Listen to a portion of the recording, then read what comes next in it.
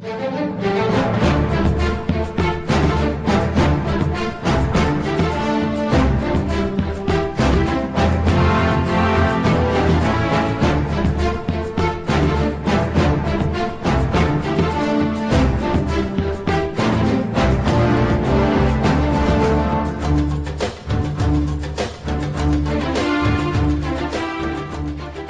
the New World, this is then the Mushi Weekly. I'm your host Divvens, and joining me today is the tactical mastermind. Yo, I'm Takt.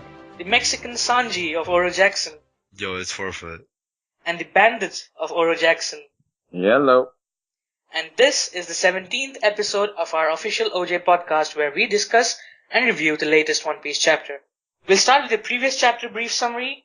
So last week what happened was the chapter was mainly focused on Kairos and his past. Everyone found it sad and they're still crying over it when we read it, including Scarlet, Rebecca, and how he turned into a toy. We then moved on to the realization that Usopp, who was beaten up, bloody and unconscious, unconventionally managed to defeat Sugar, and the Operation SOP succeeded. In this chapter, chapter number 743, titled Dressrosa in Turmoil, let's first start with the cover page of this chapter, which was actually revealed like 3 days before the chapter was available to everyone. But the cover page, in brief, is Vivi, Karu, how do you pronounce his name? Whatever. Long legs, short dress, and tennis. What are your thoughts about the cover page? It's good. We can move on now. No, I just want to say, I think from the cover page, it's obvious that Karu was the one who taught Zoro how to do Asura. It's canon now. Didn't care for that cover page. I always thought it was Hachi, with their fight, awakened the Ashura within Zoro. No, I think Hachi is also an Asura master. Karu is one step above him. Hachi's whack as fuck. I'm just saying. Yeah. So, but it's not with Asura or anything. It was made to resemble a peacock for some reason. You always have to be sensible. Yeah, there has to be some little bit sense. Yeah. That's Asura, man. Karu can do Asura. The thing is, I talked to Oda and he said, it's... Yeah, shut up. And, shut the fuck up already. I don't think that we have a lot to speak about this cover page because it's just... Vivi just looks fantastic. Yeah, that's all I will say. It's all about Vivi and... I mean, I top that.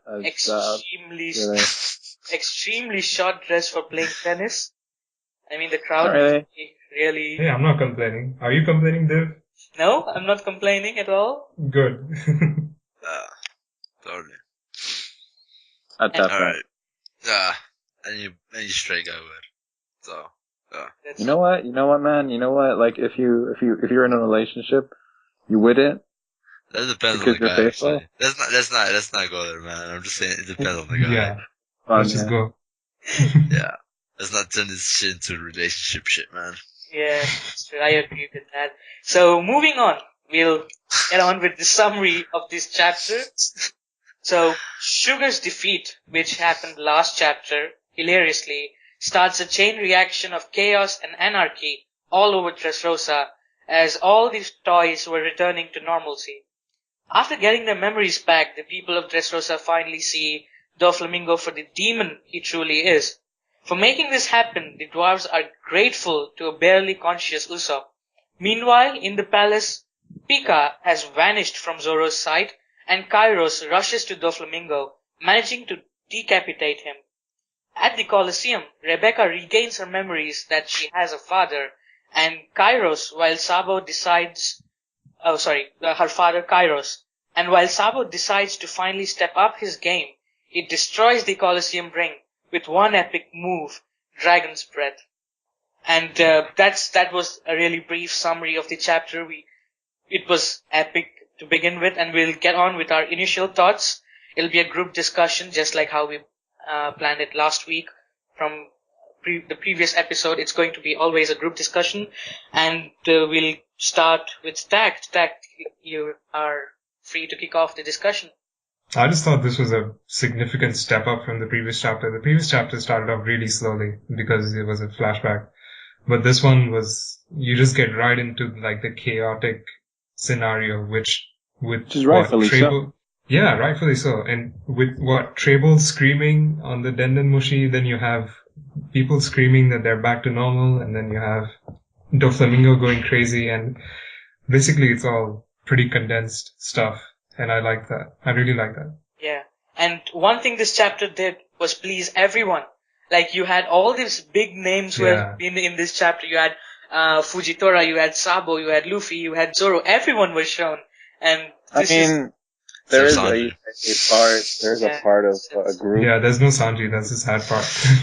I miss There's Sanji. a group of people who are kind of disappointed that Zoro vs. Pika is being postponed, if you will.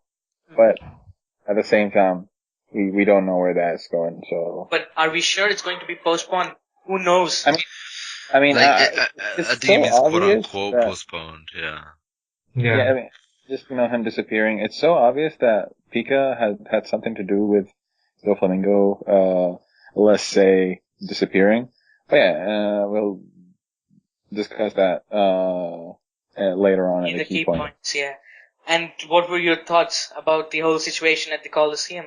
Because that was where, it was first this straight head cutting of Doflamingo, the decapitation, and then it moved on to the epicness of the Colosseum. It was just heart attacks. Can I just say that the decapitation just came out of nowhere? Like, who would have expected that shit? What the hell was, wait, I was reading that, and, okay, the thing is, I was already extremely tired, and, I was in that mode where I read, Toriko chapter and One Piece chapter, both were severely epic, and I was like, okay, that was good. So, but at the same time, with Doflamingo just getting decapitated, what the fucking, what? Yeah, I mean, it not only did it come out of nowhere, I was thinking later on that it seemed a bit unnecessary. But you know what? The thing is, it might a bit unnecessary. That's what we might be overthinking it because, maybe next chapter we will get some sort of new mechanic with Doflamingo's power, for example, or maybe or you always have this, you see the main character being cut or damaged by some sort of attack, and then you see. But I do like one thing happening to them. I do like one thing. It seems like Doflamingo and the boys always had this notion where, just in case Sugar falls on her face first and gets knocked out, just in case that happens, Pika, you show up out of nowhere and make me disappear, alright, man? It's just. I found that a bit. Yeah. Really that's something we can talk about later, I think. Yeah. Is he escaping, completely? Is Doflamingo okay, what are we talking? Okay. Anyway, initial thoughts. We can cover that later. Initial thoughts. The chapter was, the first 11 or so pages were things that really hype you up, because you don't understand how freaking severe this is. Government officials, Marines, pirates, nation leaders for some fucking Don't forget the gorilla. The gorilla is very And the gorilla, and some sort of giant-ass snake, which I found to be hilarious when, just a giraffe and a snake next to each other. And someone mentioned this, which made me laugh, because when they mentioned it, I remembered it, or reread it.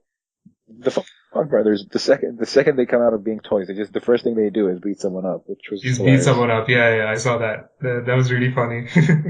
I guess they have all that pent up tension, even a toy.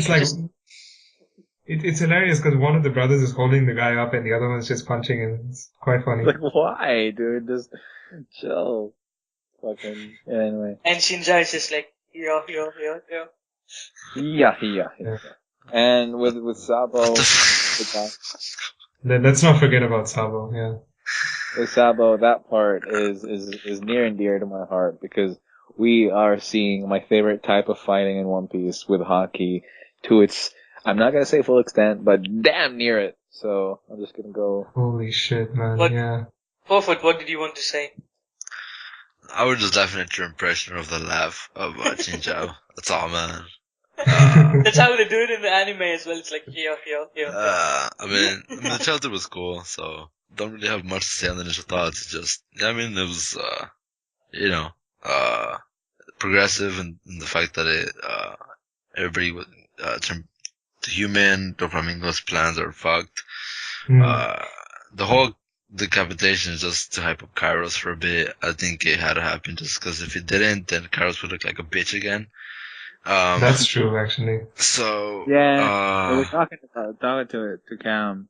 Basically, yeah. you know, the poetry behind that stance, cutting Yeah. the head of Doflamingo after waiting 10 years, and then It was next the same chapter, as 10 years ago, yeah. yeah, Yeah. the next chapter, Doflamingo is either somewhere else, meanwhile, in Greenbit, or Doflamingo shows up behind Kairos and the butt Or he race just again. attaches his head again.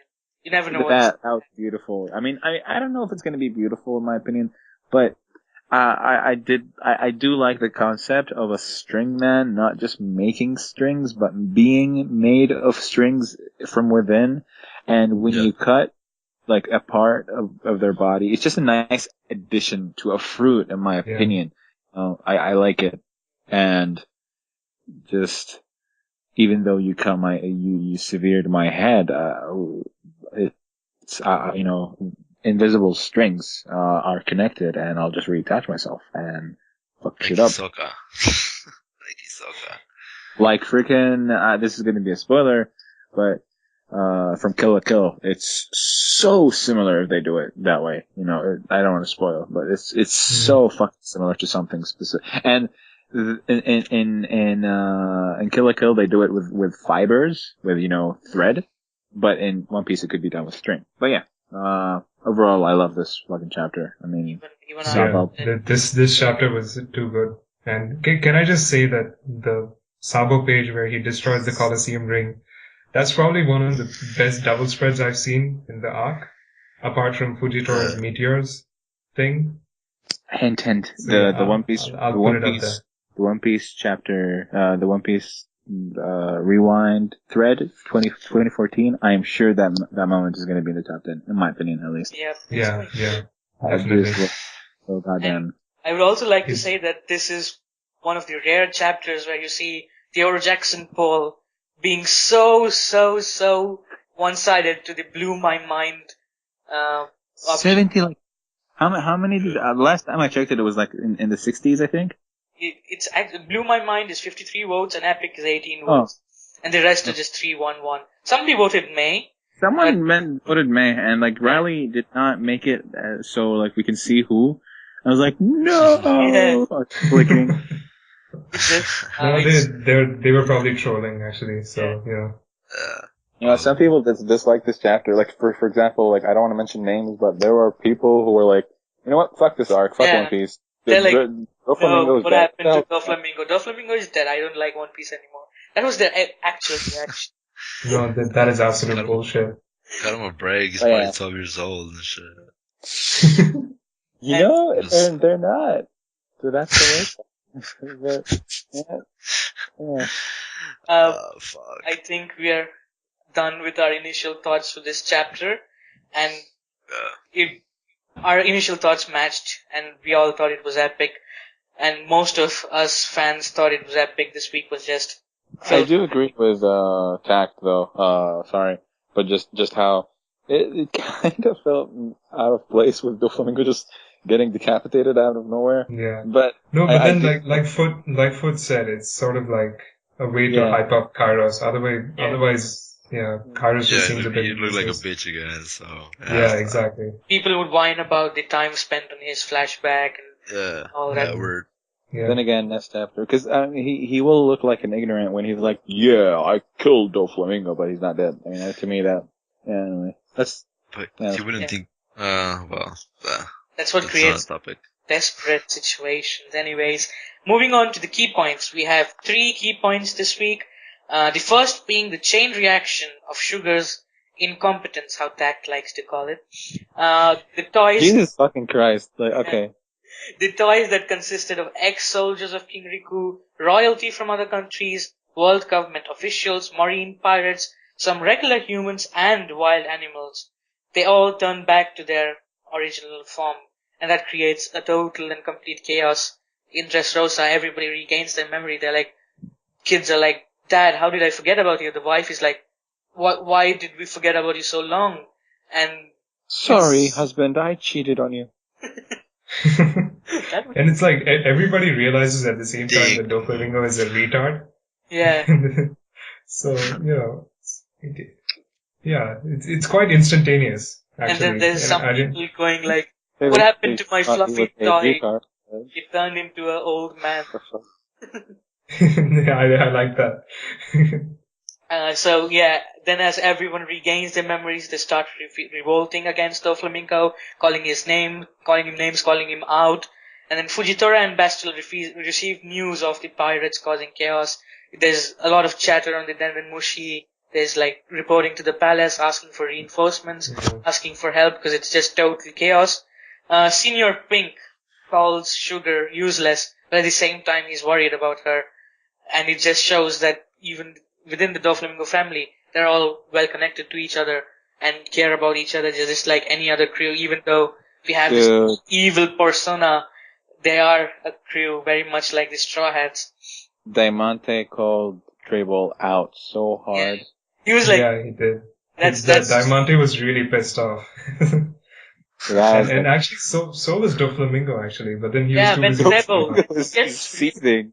Treble's reaction, like the face, he also had one of the what the fuck NL faces, and then his Denven Mushi was crying when talking to Doflamingo, and Doflamingo he is fucked and he knows it. He was furious, and he was like, "Is this your sense of bad?" Doflamingo is pretty much telling Trable, "Are you seriously pulling a fucking April Fool's on me right now?" Yeah. And it's also it's like perfect timing as well because April Fool's went by. yeah. Oh, that's true actually. Yeah. But did you guys actually expect Doflamingo to even turn Marines and world government officials into toys? Of course. Yeah, Come on. To be honest, I expected him to turn more people. Like I expected to see like a silhouette of like, and this man was turned into a toy 7 years ago, and but that didn't happen, which disappointed me, to be honest. I mean, if a guy like him is going to be investigated again and again for these kind of activities, he's going to turn some government officials into toys. So, I would love an explanation as to why he turned friggin' animals into toys, like Sugar. No, those are probably the injured animals from the ring that came down. Yeah. Like friggin' giraffe, dude? Like a giraffe? Like, come on. Okay, the giraffe, maybe that giraffe is Kaku, for all we know. Who knows? Yeah, word up. It's a zoo, maybe Sugar has something with animals. Someone said, to cover up incidents, they also, leave nothing behind. The animals, the people, the objects, by all means, I don't know, Yeah, that's possible as well. But animals also participate in the battle, so we know that some animals may have come from there. Yeah, exactly. Fucking girl. And also, I love the fact that, we talked about this in the initial thoughts. The pirates the moment they're turned back, they start fucking shit up. Yeah. They start causing chaos. That's the pirate way. Yeah, that's the pirate way, yeah. It's like if you are trapped it's my ninja way. For 10 long years. Don't you dare say that again. Yeah.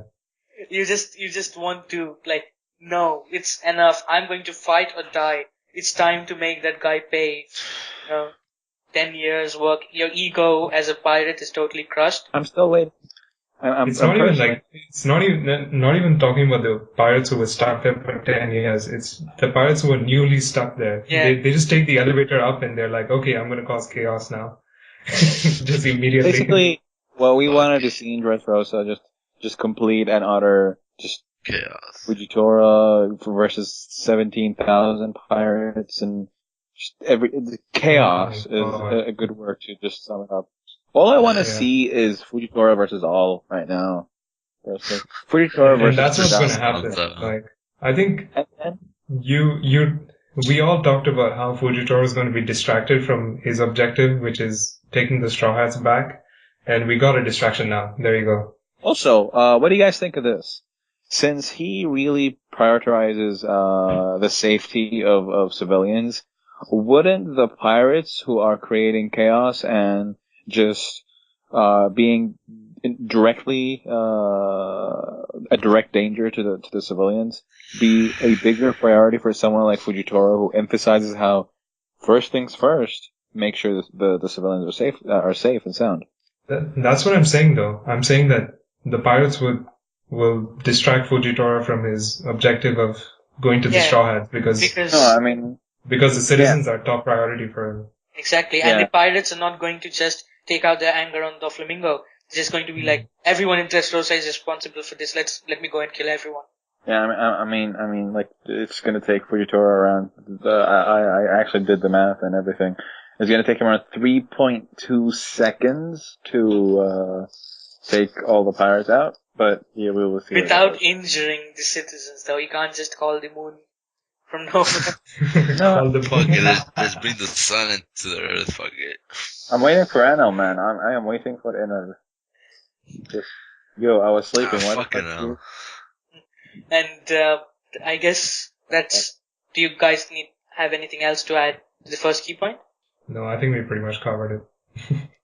Yeah, I don't know about you two. Foot, you spoke the least, so if you want to add anything. I'm pretty much just with everybody here. Just the animals was cool. Why the fuck that was there? Who the fuck knows? I mean, just the reactions. It's progressive, and it's just cool to see everybody react. The emotional moments. There's hype because there's pirates coming back and shit, and we know that the Doflamingo was fucking with top dogs. So, I mean, it was cool. It was just dope overall. But I just love I just love how like everyone now knows that Doflamingo has had this cat. Yeah. So, They knew almost immediately, though.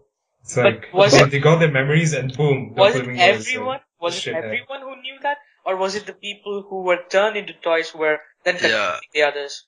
Yeah, because there's a part where it says like, don't you? Basically, the word spread. What the fuck is it? Yeah. No, but they say that shit like, don't believe him. He's a fucking demon. Yeah, I think that's what exactly. There's. So I think the toys are telling their families, yo, this guy's a dick. Yeah. And they're like, fucking. One scene where the father Mario, I think, turns back into fucking Mario, man. Turns back into a human, and then his wife just goes, "Why did I freaking forget about you for 10 years?" And like, well, I was turned into a toy, that damn Doflamingo, or something like that. So yeah, it's the toys who were turned, who know the truth, that they're then informing their families, and their families is like, yeah, it must be it. I just forgot about this guy for 10 years. So that's possible. Go hate on Doflamingo. It's just spreading like wildfire. Yeah. Yep. Yeah. And I think with that we have come to a wrap of the first key point. Moving on to the second key point, it's the Royal Palace and the happenings in the Royal Palace. We start off with Pika, who disappears from his confrontation with Zoro. Kairos, who immediately after turning into a human charges at Doflamingo. Violet remembers him and tells Luffy about who he is. Luffy also remembers him by the bronze statue which he saw in the Colosseum. And actually just made a realization. Just connect the dots and, oh god, this guy is the statue. Yeah, and that was pretty smart of Luffy. Like, he's generally the one who forgets about people. And then the last part, which shocked everyone, was Kairos decapitating Doflamingo while apologizing to Riku for taking so long, to be exact 10 years. Okay. This was ridiculous. Alright, Can I just say that? Pika. I mean, as far as Pika and Zoro, regardless, I just like how the panel just is like, it's kind of, the world is warping. Yeah, it's still like wobbling, it's not just... No, just warping. It just looks like it's altering a new dimension, a different dimension, and I love that panel. But I do like how the second the toys get revealed, Pika has something to do as the special ops, which maybe to take Doflamingo somewhere else as his getaway or something. Yeah, or to be the wall for Doflamingo. And that also kind of makes me feel... I hope Kinemon isn't still disguised as a Doflamingo, or he's going to get killed. What? That's a fucking good point, actually. Because if Kinemon gets out of the Royal Palace disguised as Doflamingo, he's going to be massacred by the people. About Kairos, it's just Kairos all day. By the way, aren't you guys a bit curious about how it'll be portrayed in the anime? Because it'll be kind of funny if this badass character is just hopping on one leg towards Doflamingo. I think in the I think anime they're it's just going gonna, to be like, instant. Like the speed no, I blitzing. think that they're just gonna show like two frames of someone just jumping, like they're showing his leg or his upper body, that kind of shit, and then the next scene is just cut. I would like it if it was just instant, but I guess I just hope they don't add like 10 to 15 steps just to get 10 to 15 hops. Yeah. The fucking part. And Luffy, remembering Kairos as well, the bronze statue, he generally forgets people, especially his enemies. Luffy would not forget the bronze statue, man. Yeah, he already finds him epic. It's just the bronze statue is a lie. It's not bronze. And Luffy always has shown some interest for bronze statue. He was like, let's trade in gold for a bronze statue. Yep. Statues are the shit for Luffy. But I mean, the part with Vivi just explaining the part, in the whole thing, just Violet, not Vivi. Oh shit. Violet. Just her talking about the situation, and Foot is breathing. Not sure about it, man. Go ahead. Darth Vader in the house and shit. Yeah. But yeah, so basically, it was kind of for us, maybe like some really, really non-knowledgeable fans, just so they confirm what happened, and at the same time, plot-wise, to get Luffy into the gist of what's going on, and Yeah, exactly. It's Kairos, hoppity. And even when Violet said that he's Rebecca's father, and then Luffy was like, "Huh? She told me she doesn't know who he is."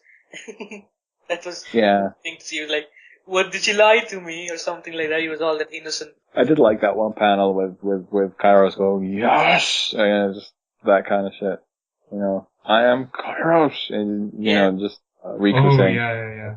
"Are you Kairos?" You're and Kairos, just emphasize.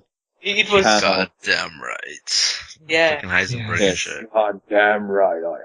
It was like, even Riku was like, oh, so he was the toy soldier, he was trying to save me that time, he was trying to explain me he's Kairos and I didn't remember. And then he's like, are you Kairos? And he's like, yes I am, and then slash.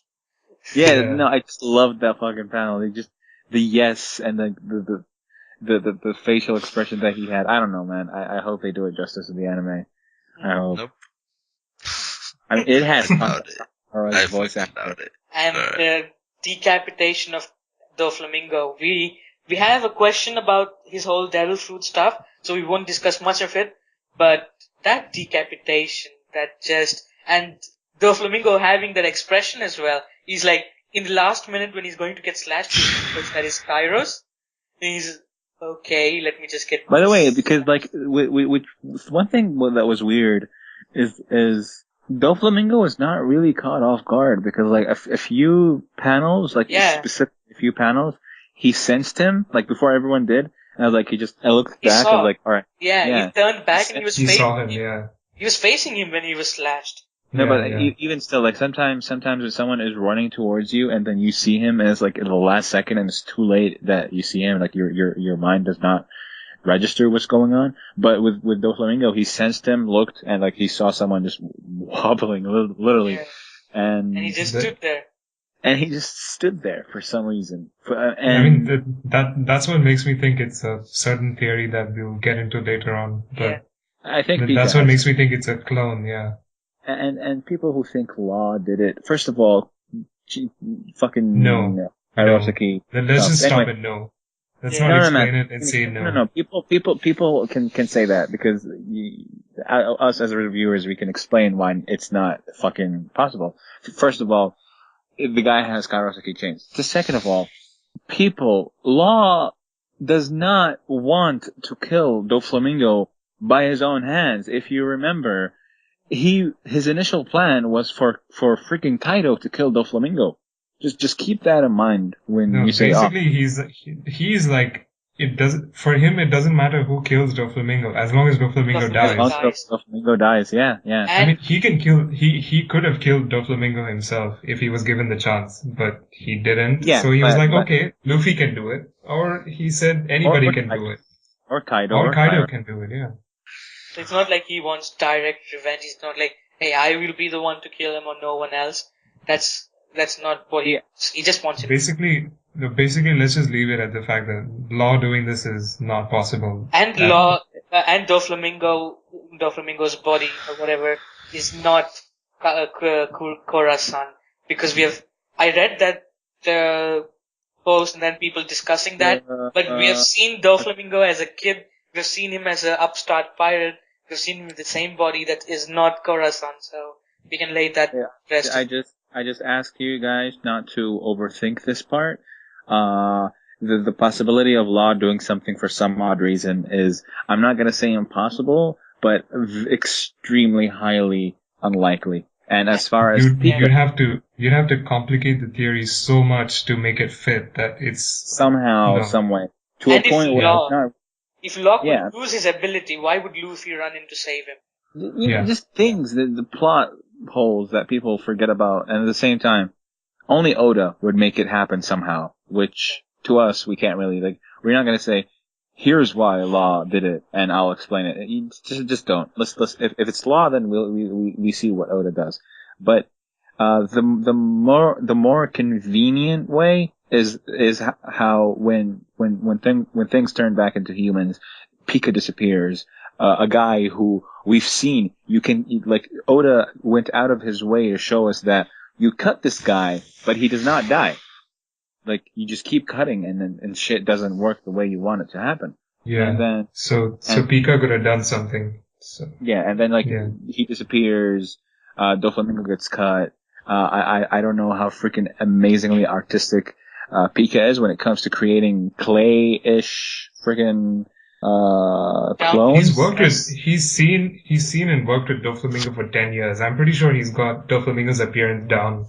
No, I'm not talking about just how you can turn stone-ish clay into such a realistic look. And there was some, a bit, with One Piece, the way blood is, it's not too realistic, but it's there. And you do see a bit of blood. It's not gushing out or some shit, like seinen style, but there is, there is blood. When Kairos lost his leg, you could see blood as well. So, there is going to be blood. Weird. It's weird, man. That scene is so weird. And we'll talk more about that in the question and answers, because has a lot to talk about the Kairos. And while we were speaking, something came to my mind. So we'll speak about that in Koskami's question. Does anybody want to add anything else to this second key point? Takt, Sammy? I personally do not. No. Nothing more to add. Okay. Yeah. You want to say something? No, I'm good, man. Okay. You're the Darth Vader of this podcast. That's totally going to be a nickname from next time. The Mexican. Dun, dun, dun, dun, dun, dun, dun, dun. Okay. And the third dun, dun, dun. The third key point. The Force is stopping me from reaching the third key point. The Corrida Colosseum.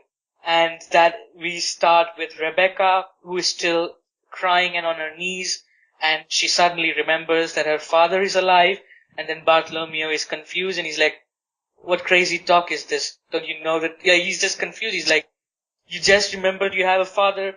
And then Sabo talks about the core of the Dressrosa and the core of the ring, and he just takes his position. The core of the fucking ring. Yeah, and then Bartholomew is again like, great senpai, why are you speaking bullshit as well? Like, Bartholomew is totally lost in all of this. Yeah, I like that. It's like, Rebecca says, I have a father, I just remembered, and Bartholomew's reaction is like, seriously? You're choosing now to remember you have a father? Yeah. Bartholomew in that part was just, he was kind of like, what the fuck is this? What the fuck is that? Yeah, he's just confused, and his eyes are constantly popping out every freaking channel.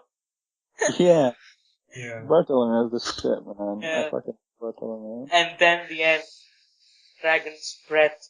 But yeah, okay. First of all, I would just like to say that if you guys don't know, now you know, hockey-based moves are my favorite in One Piece when it comes to fighting. And I am seeing such a diverse method of using hockey / martial arts, because, dragon martial arts, Dragon Claw Fest, because the guy puts his fists on the ground and talks about the core, and then slightly pushes while initiating a attack, and that freaking movement created like a mega ultra Rokyogen from how Rob Lucci does things.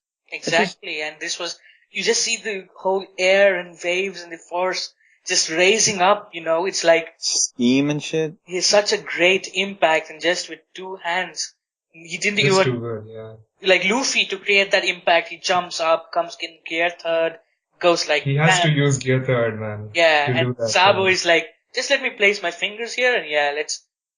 Then again, I mean, we don't. But then again, you don't know what's going on, with his hands within the Colosseum floor. I mean, I talked to you guys about how he used a move that is similar to what Rayleigh did when he was explaining Haki to Luffy, which is a shockwave that comes out from his palm while using Armament's Haki. So he basically used Armament's Haki, then did the shockwave into the ground, and the ground just couldn't take it. And that is just, what the heck, man. Sabo versus Ring lost. I'm just saying. Yeah. And the fact that we are seeing Haki expand, like the uses of Haki, is not just, we have seen Luffy use it only for protecting and punching and hitting, but now Sabo is expanding on its usage, so we're just going to keep on seeing it more and more, and eventually we're going to see Luffy use it, not in the same way, but expand and just use it as armor. And I just love Haki. Actually, yeah, sorry, go ahead. No, I just said I just love Haki. Yeah, okay. I was just wondering why, before Sabo showcased this way of using Armament's Haki, I wonder why nobody else tried to use it the same way. Like, because true.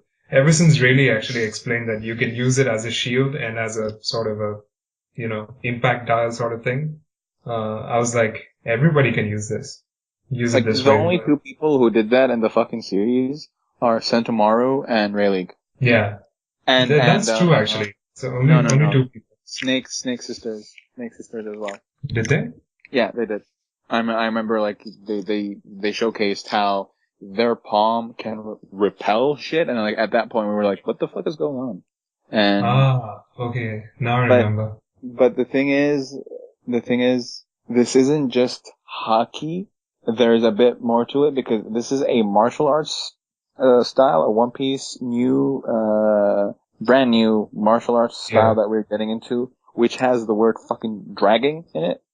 Just saying. Just fucking saying. Yeah. I mean, and also finding the core of things and hitting them at the core. I think that's. I would say that's a Sabo characteristic, because the guy. Okay. Or maybe, you know what? No. Finding the core of things could play a bigger role than we thought when it comes to how they fight. The revolutionaries. Do you imagine Koala doing dragon fist claw attacks? Jesus fucking. Div is gonna faint. He will die. That's just the way the revolutionaries think. The mindset of the revolutionaries is always to go for the core, rather than causing all the attention and gaining the attention of the whole world. Just hit the core, make it all fall down. Watch the world. Really, there are a lot of correct interpretations. You guys think it's a Revo thing? I thought it was just a martial arts thing. Wait, what? What? Takt, can you repeat what you said? I thought it was a martial arts thing. Like, for example, let's say in judo, your objective is to use your opponent's center of gravity against them. And in Dragon Claw Fist-ish style, it's to find the core of an object. Yeah. What do you think, Foot? Yeah, I don't see fucking Koala doing any dragon shit, since she's the one that, I think they said she does Fishman Karate, right? Yeah. So, Yeah. I don't think she's at I mean, that the thing level is, yet. the thing is, if she has hockey and like they're not really limited to one thing. Like I've always said this. She improvises her hockey with her Fishman Karate, and she's a human. Right. I've always said this, but I would like to think that the revolutionaries are the jack of all trades of One Piece, where they use Rakushiki, they use hockey, they use devil fruits, they use Fishman Karate, they use everything, because they're the median when it comes to factions.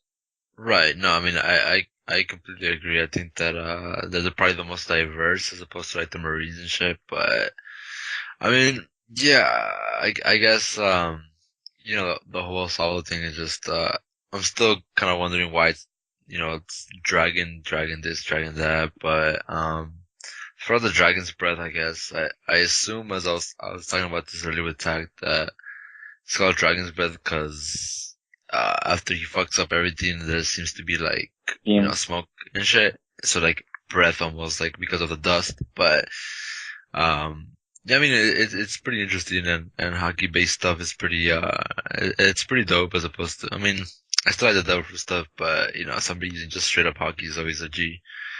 But yeah, I mean, as far as the core goes, I don't know, I figured maybe the philosophy of that is like, sort of like Jeet Kune Do, where it's like to try to get rid of the enemy as quickly as possible. The core is basically like the main weakness, the heart of the fucking operation or something like that.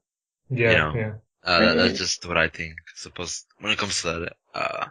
So yeah, I mean, it's interesting, and you know, it's always nice to see Sabo. Question. Yeah. Question.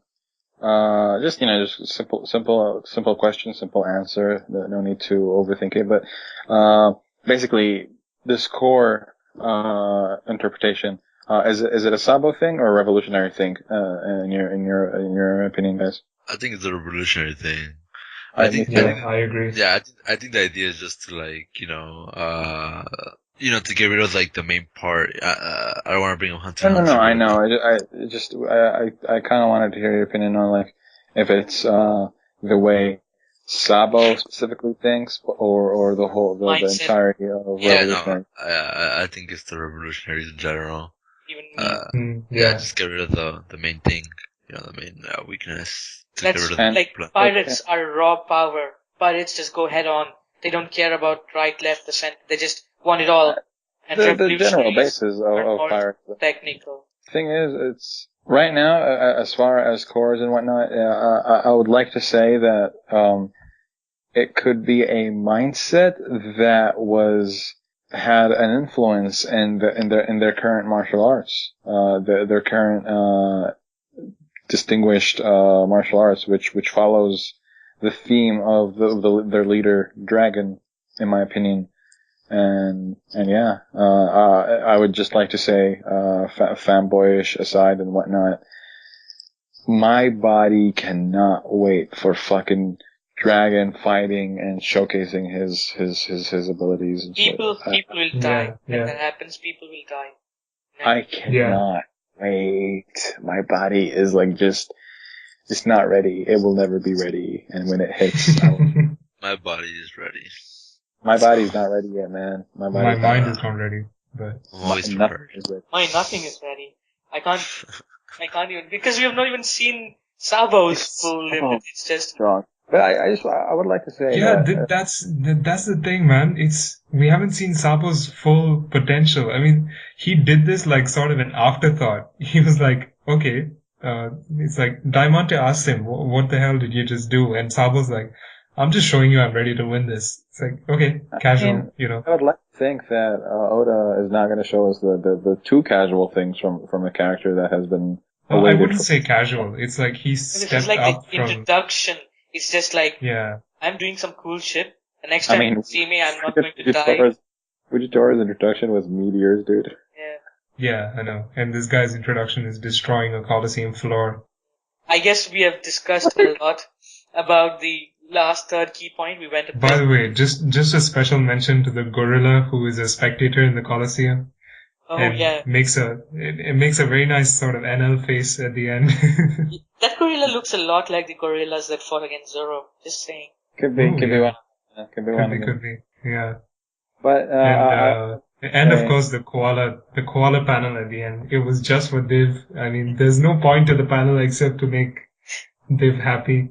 Dude, no. I was really happy to see it because now it confirms that there is another purpose behind. When toys got turned into humans, Koala started to question things, and Hack started to, butt in, and then we see a Hack Koala. This is relationship. We did not talk about Rebecca and how she. I mean, we didn't specify. I would just like to say that Rebecca in this fight has been just all right. You know what? I can't blame her, but at the same time. She's really crying hard, and then she remembers something comes up, and then she cries even harder and harder. It's just, I don't No, but I think she's going to step it up now, because now she remembers her father, now she knows that Diamante killed her mother, she's going to step it up. She might step it up. And then, by the way, step it up is relative. I say step it up in a relative sense, so we're done. And, yeah, Rebecca's whole thing, I can't speak much about it, because there's not much to speak. If you were in the situation, you would be the same. But now I think when the whole Colosseum is crushing, and the fact that Sabo spoke to her about the Dressrosa thing as well, there's a lot of hopes. And for sure, Rebecca isn't leaving Dressrosa. That's for 100% damn sure.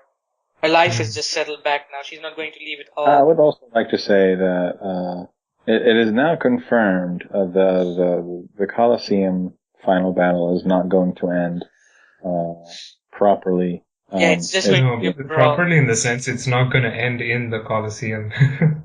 it's just which I called, by the way. I called this shit. Yeah. And it makes sense now that Frankie is unable to destroy the factory, so it's Sabo who will end up destroying the factory. Yes. I would have thought. I was always wondering where the firepower to destroy the factory was going to come from, and now we have our answer. Do it, for fuck's sake! I swear to God, Robin can do it. I'm just saying. With the Gigantomanos? Yeah. Yeah. I don't think she can destroy the whole factory. She can destroy the tankers, but I don't think she can just crack the whole ground into two. Dude, this is a different discussion altogether. Yeah. And I think we have reached the conclusion for the third key point as well. In the end, the conclusion is that Dragon is epic, Revolutionaries are epic, Sabo is epic, end of story. And we will now move on to the rating of this chapter. I think we all can predict what rating we're going to give, but I'll start with myself. I rate this chapter a definite godlike. I don't even need to say why. The chapter speaks for itself. That's all I will say. And next up is Takt to give his rating for this chapter. Godlike. I mean, there's no other rating I can give. It's just, it was such a step up from the previous chapter. And even, just godlike. I'm not going to say much more.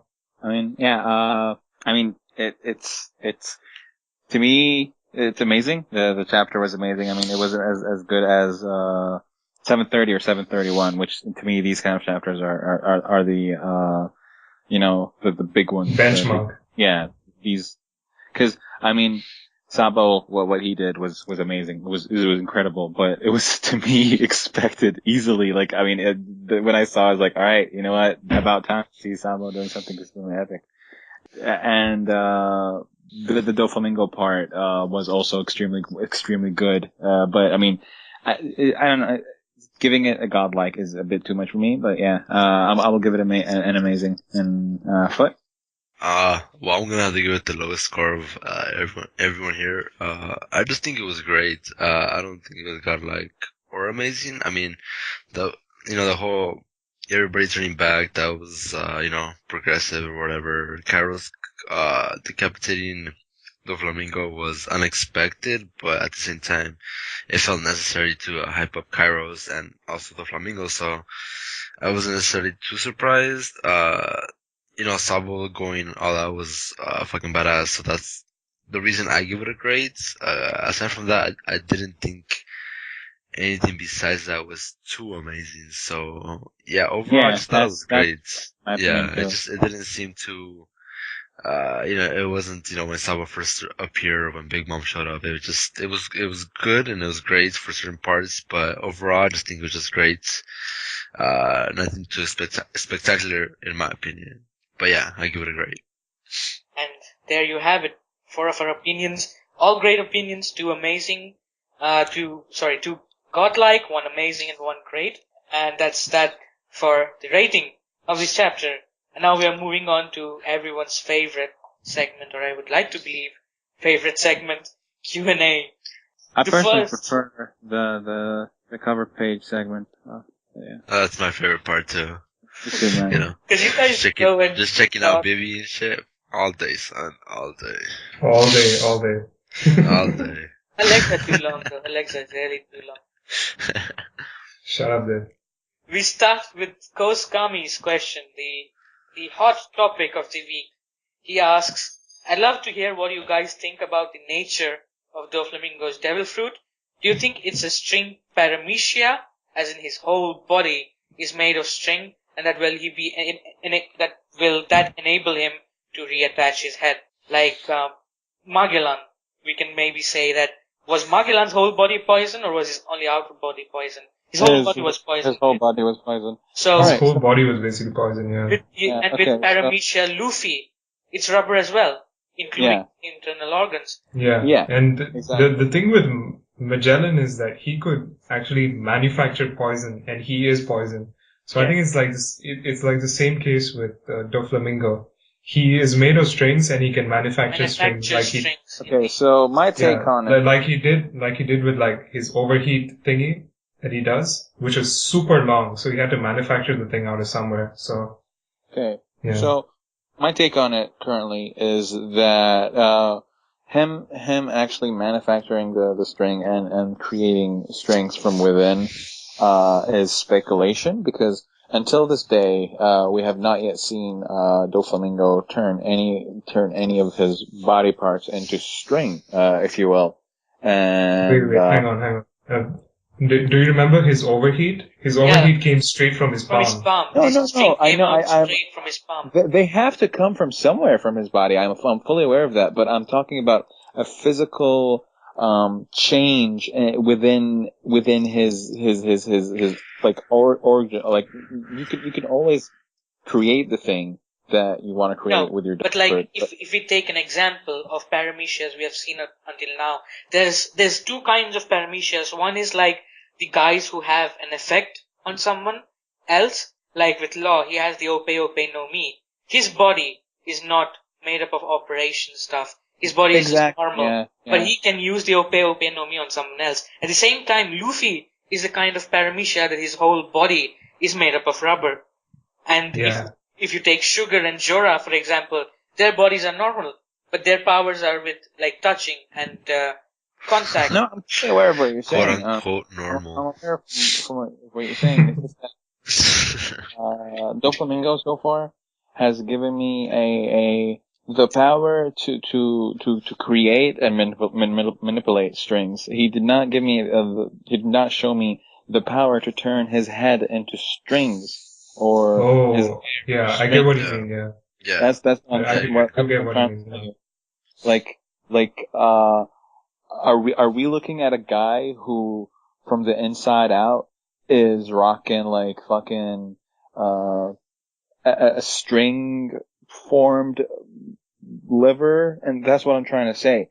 That remains to be known. But if it were to be the case, then that would be a great explanation as to how Doflamingo would survive being decapitated. He just some sort of string system from within his body where you can't just sever his head and that's it, you're good to go, because the strings are still there and it's a part of him. Like we need to be attached and to live as humans, but he has an extra thing, which is his strings. And if you don't cut the strings, you're not killing him. That kind of thing. Except unless if it's with hockey and like superior hockey to Doflamingos, that kind of thing.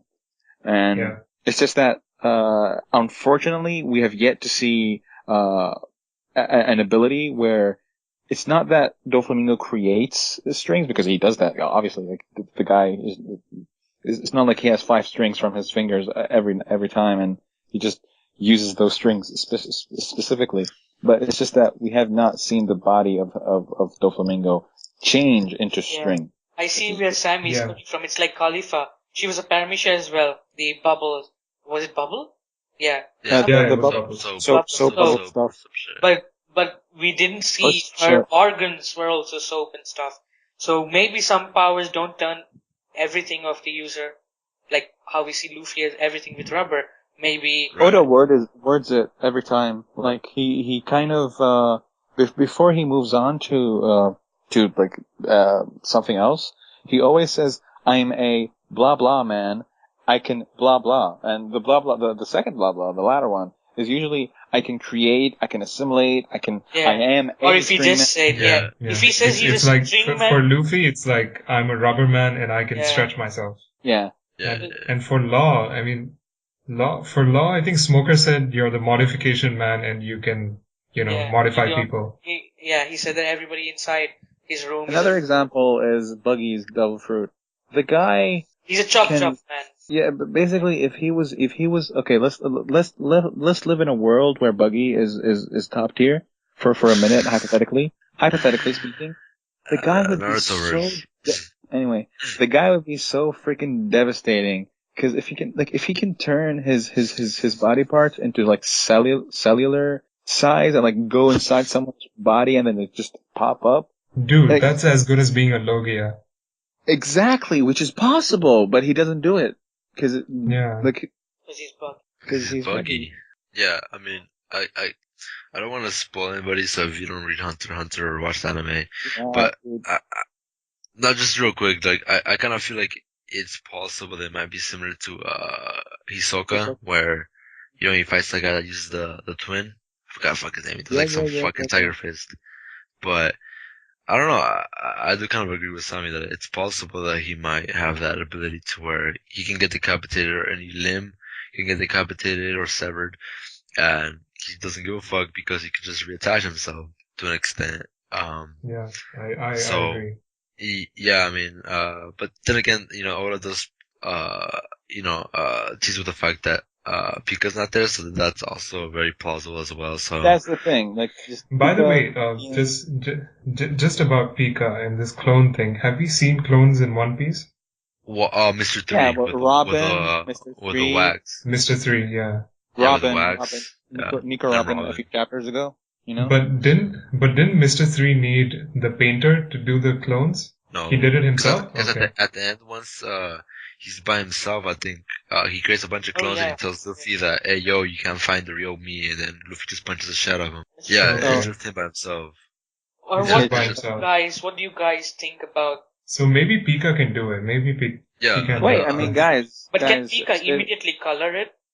I was thinking of what if Doflamingo had created a duplicate of him made out of full strings? And then given it to Pika? Not Pika. He was controlling it from somewhere else. That thing there is just made up of strings. Only strings. Like Ankuro, right? Sort of. Yeah. And even Doflamingo's reaction was a bit toned down. Oh shit! I just got my head cut off. Yeah. No. Like since Kairos showed up, like Doflamingo seemed monotone. He just looked. He's there. He's acting alive, but he's not really there, Yeah. Yeah. And so maybe it's a puppet. Maybe it is a puppet. Yeah. So, like maybe because Pika just fucking disappeared conveniently right before that shit. It's so convenient. So convenient. Yeah, it may be possible that Pika is going to where Doflamingo originally is, not this fake Doflamingo, who may be just made up of total strings and is a puppet in general. Stuff. Yeah. So either it's a Doflamingo string clone or it's a Pika clone that Doflamingo prepared with Pika beforehand for this sort of eventuality. But Yeah. can the clone speak? And can the clone, like, move around? He did not speak. He did not speak. Like, at the end, he did not speak at He all. said I know. you. He just said you, that's it. Yeah. Really? He did? Yeah. Yeah, he Well, said you. He screamed you. Didn't Mr. 3's clones all speak at the same time and shit? So I don't think it really Yeah. I mean, mattered. I don't think it really matters in Robin's One clone- Piece. Robin's It's was fucking extremely- the devil. if you guys remember a few chapters ago, Robin's clone was like speaking, Yeah. acting, and everything. Yeah, but Robin's devil fruit is fit for that. It's That so, speciality. Her petals are her clones. I mean, that's her devil fruit power, anyway. the thing is, like, if you think about it, like 500 chapters ago, why the fuck would the flower no me create freaking clones that can speak and act and That's you a get good my point, actually. Yeah. my- So who knows? The stone fruit can create clones that can speak, for all we know. Yeah. Yeah. And, Okay. and same thing with the strings. So Yeah. clones is we did entirely have- possible. That's the end of the story. Yeah, we did Yeah. have an extra possibility given to us by Divvens in terms of how, simply put, it could be a string clone as well, which is you know, and the manipulator, the puppeteer, puppeteering the clone somehow, which is nice.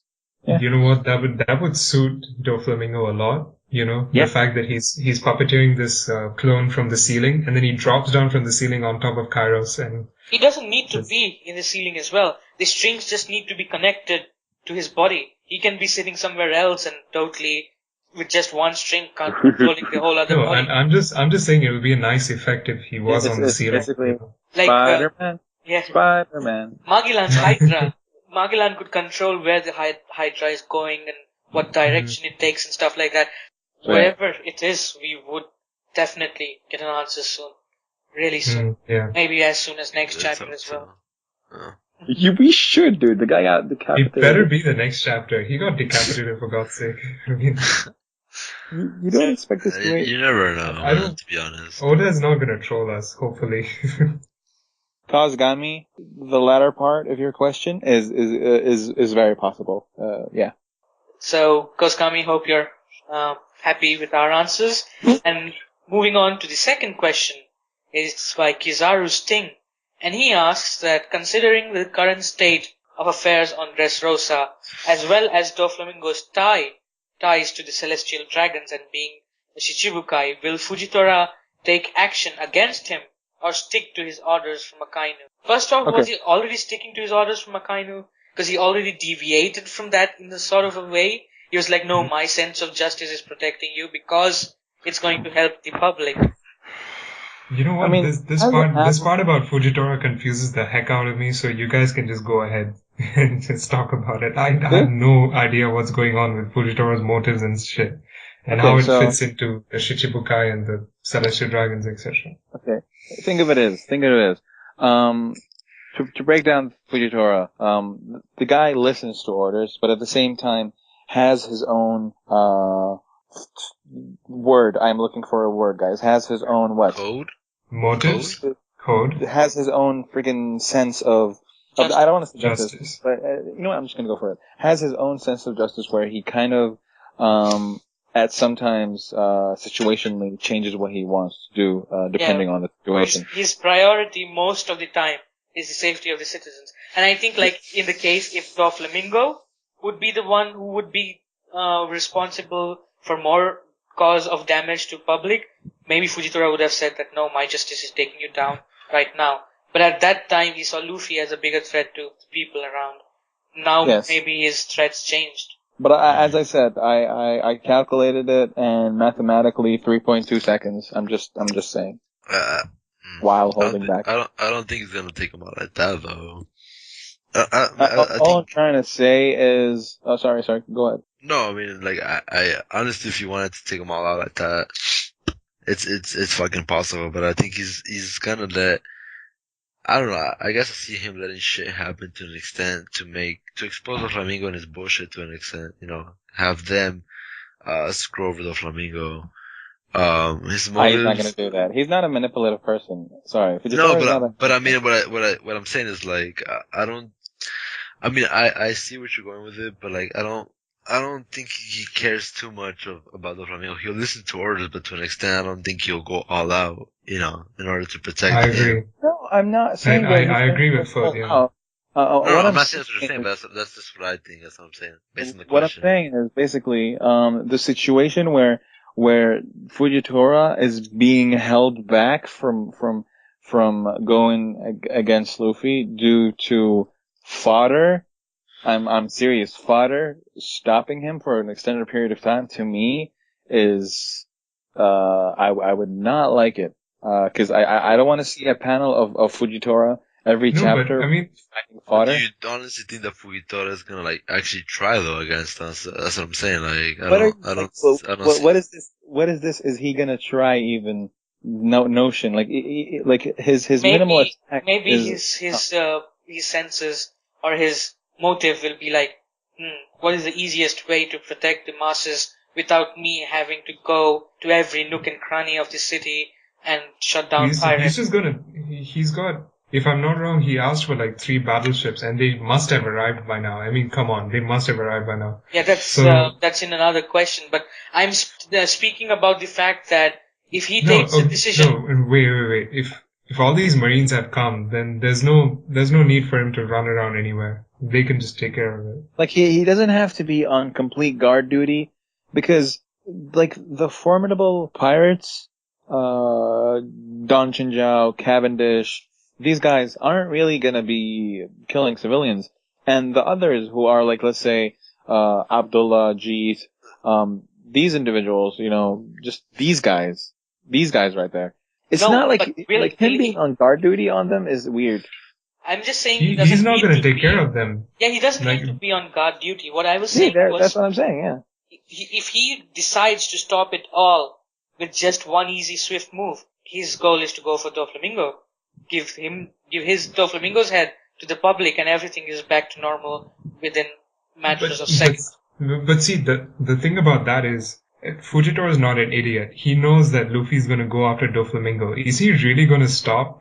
Is his priority really going to be to stop Luffy from hurting Doflamingo? Considering the fact that he doesn't like Shishibukai and he wants to take down Doflamingo anyway. He did say once, like he answered that though. He answered that. He said that if Luffy and Doflamingo fight, the entirety of the country will be at stake. Like the fight is going to be. But that was before all these toys came back. But now it has turned. Everybody wants to see Doflamingo dead. So wouldn't it make more sense instead of stopping Luffy to just take out Doflamingo? Yes, or to just let Luffy take out Doflamingo. Right. I don't think that. Well, Fujitora can't technically get his hands dirty to that extent, even if he did fuck over the country or the island or whatever. So, Luffy will play hero, like in against Crocodile, and then other Marines will take credit for it, like what they tried to do with Smoker. That's just what I see is gonna play out. I agree.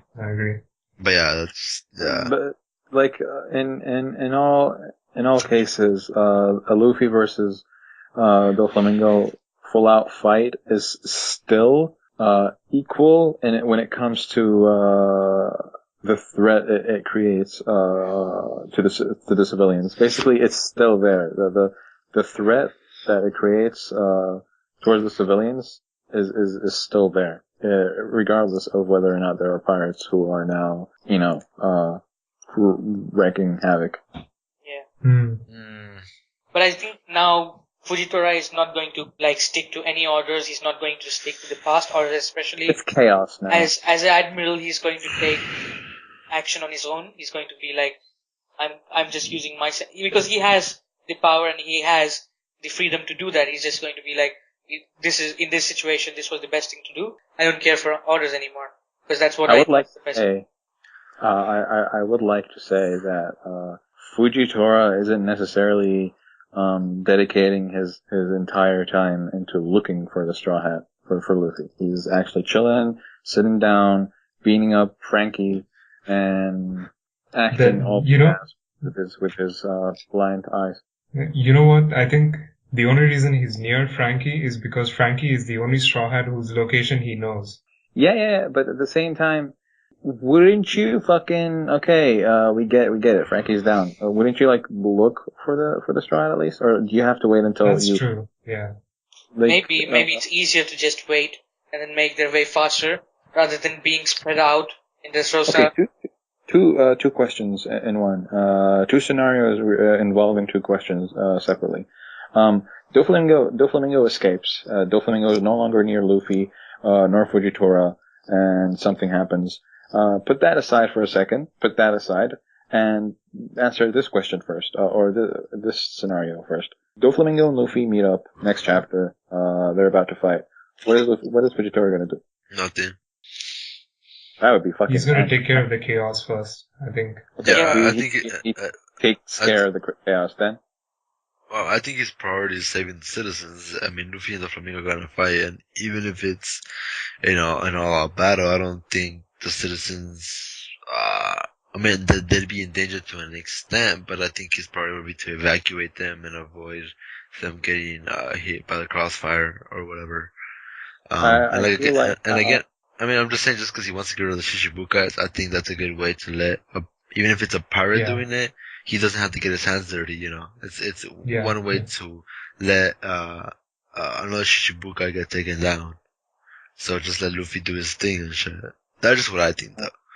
I personally, he'd be contradicting himself because, his only way of sticking to that, for what you're saying, Foot, is if he, waits, until everyone is evacuated. He takes care of the fodder because they know they're everywhere, and it's like they're like ants, and he just wants to make sure that they're safe. And then afterwards, if he's just gonna sit down while they fight, it's gonna make absolutely no sense. Right, but didn't he talk about blind justice or turning he says something about being blind and just But he already addressed it. He already addressed it. And I think that I don't know. I don't think he'd sit and watch the Flamingo and Luffy fight. I think he'd just be like, oh, well, that was, my priority was saving the citizens, and just him using that as an excuse, Alex. You know what I mean? Just him doing his thing and then just letting them do whatever the fuck they're gonna do. Because the situation has changed a lot. So Fujitora changing what he said before would not be him backtracking his words. It would just be him adapting to his initial thoughts. Yeah. I don't know. I don't think stubborn with this. I may be a bit stubborn with this a bit too much.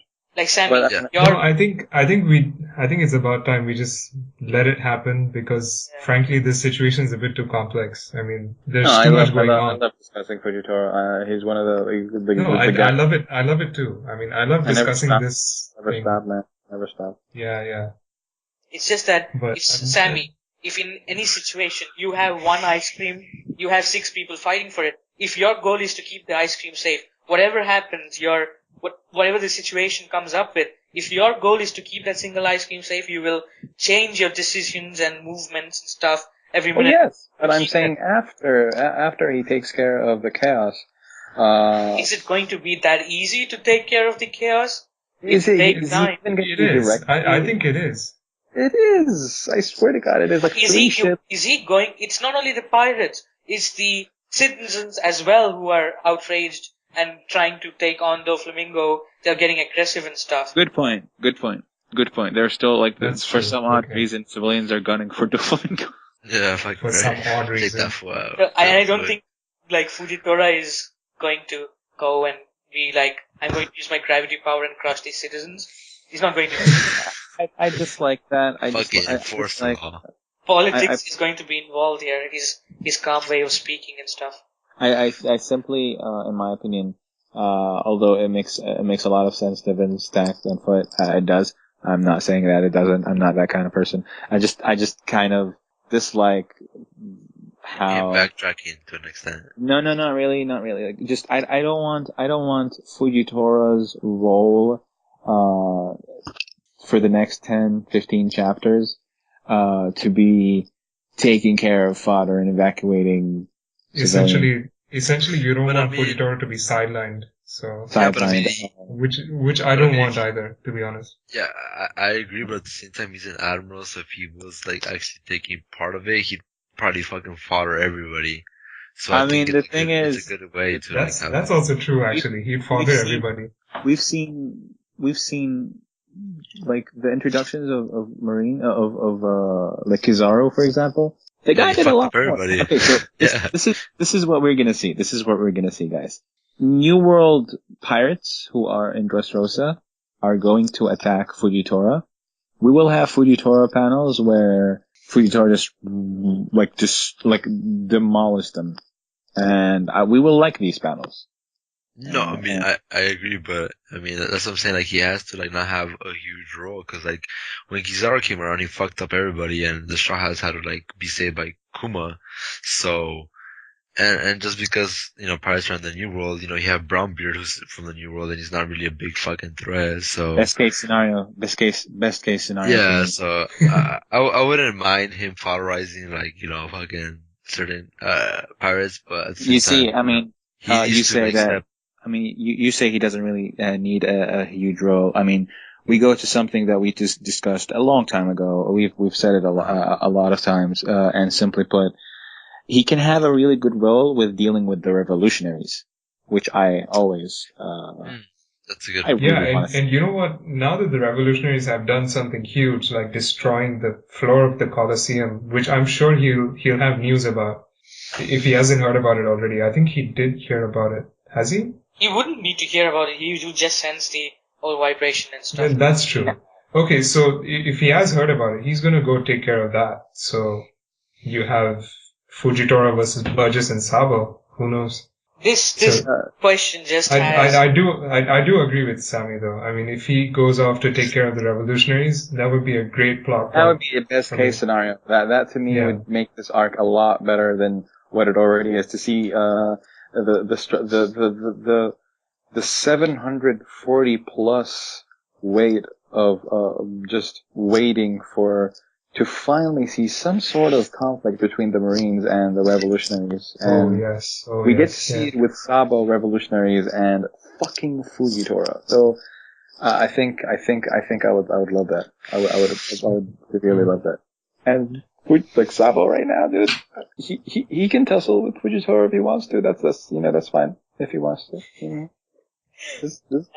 I think we discussed this question in quite a long detail. It's whenever Fujitora comes up, the podcast becomes not One Piece, but a Fujitora dedicated podcast. That's just the charm of the character. Dude, we need to do a Fujitora dedicated podcast. I will go crazy. Kizaru's Sting, I hope you're happy with our answers. And Celestial D Dragon, a lot of your question was similar to the ones we just spoke about in Kizaru Sting's question. The only thing extra you ask is, do you think we will be seeing an appearance from Ryukogo or Kizaru this arc, especially given the fact that Big Mom is lurking the waters just outside Dressrosa, as backups will another admiral appear? No. Yeah, no.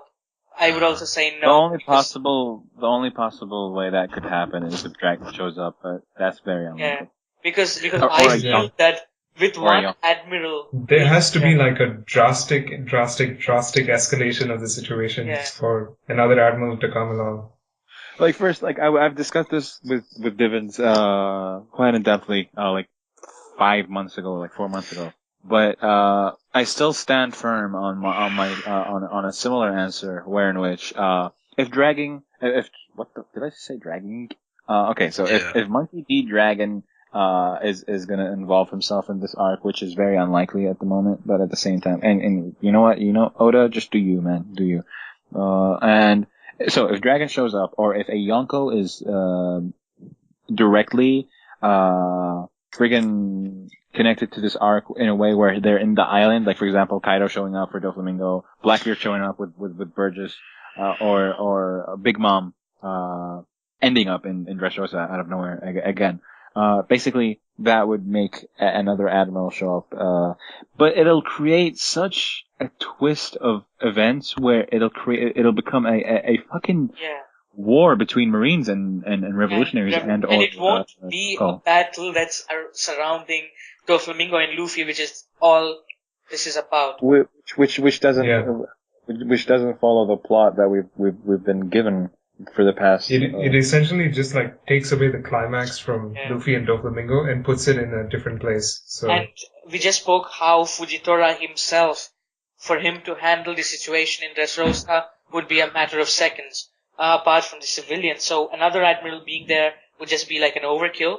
And frankly, if Fuck two yeah. admirals need to be there in such a situation, it downplays the importance of an admiral as well. yeah, I mean, if definitely. it's an emperor or dragon, then by all means. But it's just that.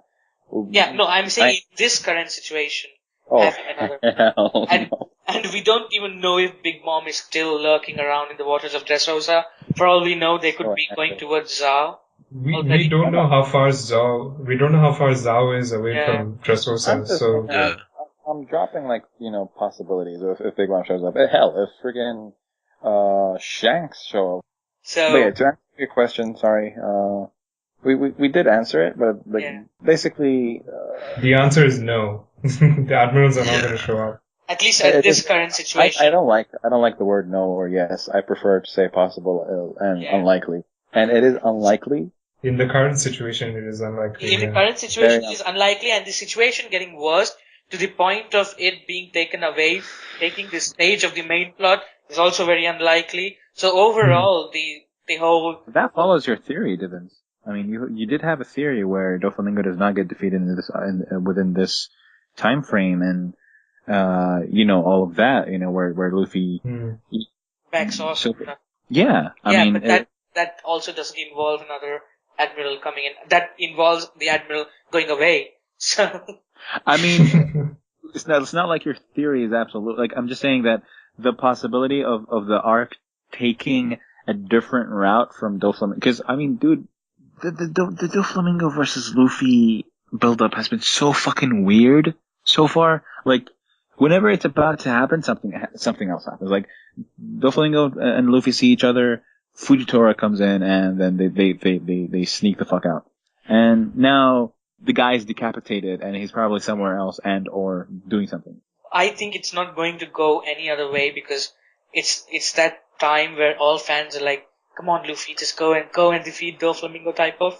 If it happens, it will be a short-lived stuff, but it won't take away the complete limelight from the whole thing centered around, Yeah. especially centered around Doflamingo. Like, I don't see it changing from Doflamingo all this sudden to another admiral or another Yonko. Yeah, Yeah, simply yeah, put, definitely. the fight between Doflamingo and Luffy is in order, and it's sooner rather than later, in my opinion. Yeah. And Dragon, hope you were satisfied with our answer. And moving on to the last question of this week, another quite discussed topic. Superior Bartholomew asks, when Kairos cut his leg, he instantly attacked Doflamingo 10 years back. He didn't have the time to fix his leg, and after that he was also turned into a toy. Now 10 years later, he is not a toy anymore, and he's reverted back to his human form.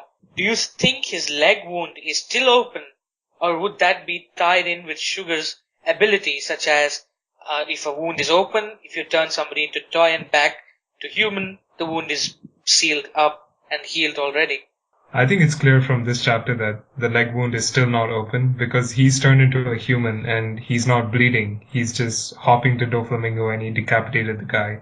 And he's still not bleeding, so the leg wound is not open. That's it. It does seem that the wounds are sealed back. At least for Kairos it is. Whether they are healed instantly or no, it's still a mystery. Because the other gladiators still have wounds on their face and stuff. But overall, I think the wounds are he's not going to be bleeding to death. That's for sure. And that brings us to the end of this Fujitora dedicated podcast in a way. Hope you all had fun. We all had fun recording it with a partially drunk 4-foot and partially sleepy Sammy. I'm fucked up, man. The only person in his right brain. No, Takt is always high, so that's never. The only sane person seems to be me. And Not really. You're an idiot. Not really, not at all. And I'm if you're- not. Yeah, I'm drunk. wondering why I hosted this podcast, it's because Sammy has been having less sleep, so go keep annoying him to sleep more. do his homework on Please, time. please, just post on his profile page. Every goddamn podcast we've had so far and ever, even the bloopers, you guys always have to mention that people should spam my profile at the end of every freaking podcast. Yeah, they should. Like, what the Yeah, man. What And the fuck best not? part is they don't spam your profile. They go spam Div's profile. I don't know why. Which is, I'm so down with that, dude. I sometimes for fun, I just go to this profile and see the questions he gets. It's just funny. I don't want to talk about it. It's fun though. Getting unexpected alerts is all about life, Life is all about unexpected alerts. Honestly, I don't know. man. Have I talked at all this fucking podcast? I feel like I've been just here drinking and shit. No, you talked a lot. You were a great guest. In fact, you're a co-host now anyway, so. What the fuck? Quote unquote co-host, I guess. I didn't even introduce him as a guest. I just introduced him as a co-host. No, So- I mean the Yeah, guy. Sammy, fuck yourself, bitch. I'm a co-host. So, that's a wrap for this. I don't know what to call this episode at all, so. I'm trying to figure out, is it a rap or a rock or techno or jazz? It's a wrap, and, No, Oh, Sammy. No, I just see- no, I Sammy. see what That I see what you was. did there. good. I liked shit. it. I liked it, Takt. Maybe the execution was bad. Sammy, No, go, I liked it too, but the way you. I can Yeah. take it. I can yeah, take it. go drown in Yeah. a bucket of water, Sammy. In a Good. bucket of water. How the fuck do I drown in a bucket of water? I Like, can what help. are you? Yeah, Forfeit can help you. And Forefoot is in the background, just He's the Darth Vader. He's the I'm Darth just- Vader. Honest, man, I just been drinking on my life. yeah. Definitely do Talking me a though, favor. trying. Okay, Q&A. Goodbye and good night. Sorry guys, I was kind of fucked up. Good night, shit. good night. Good night. Later. I mean, I don't know why this guy is even in the podcast. to be Forefoot. honest, I have no idea why I'm here. Like, no. Why did No, you have that? Sammy, as a- just say bye. Next time I'm it's just sober. that I don't get it. But you know what? Mexicans are hilarious. So goodbye. Step by step, you're on your way. Welcome to a brighter day. Don't you know it feels good to be alive? You could be larger than life, bigger than the world, living out the hopes and dreams of every boy and every girl. You could fly higher than the sky, shine brighter than the stars. You could have all you ever wanted, shoot the moon and reach for Mars. You know you could. Yeah, times are changing everywhere. Do we dream and do we dare? It's up to you. The door is open wide. Feel the rhythm of today. Learn the part and join the play. The world is here. Let's take it for a ride. You could be larger than life, bigger than the world, living out the hopes and dreams of every boy and every girl. You could fly higher than the sky, shine brighter than the stars. You could have all you ever wanted, shoot the moon and reach for Mars. You know you could. Larger, larger than, bigger, bigger than, living hopes and dreams. Every boy and girl, higher, higher than, brighter, brighter than, all you wanted, and you know. You could be larger than